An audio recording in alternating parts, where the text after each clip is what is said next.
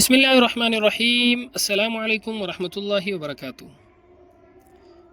آج ہم بات کریں گے خواب کے اندر ماں باپ کو ذبح کرنے کے حوالے سے۔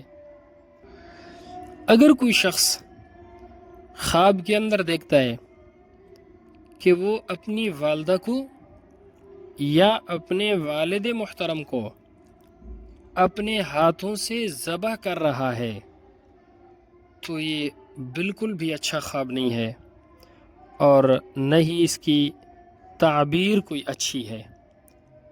اس کی تعبیر یہ ہے، خواب دیکھنے والا شخص اپنے ماں باپ کا نافرمان بنے گا، اور خواب دیکھنے والا شخص ظالم بنے گا، یعنی والدین کی نافرمانی اور ظلم کی علامت ہے۔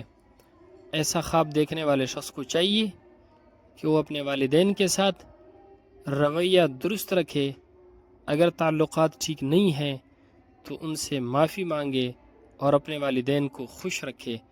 اللہ رب العزت ہمارے خوابوں کو ہمارے لیے باعث خیر و برکت بنائے۔ السلام علیکم ورحمۃ اللہ وبرکاتہ۔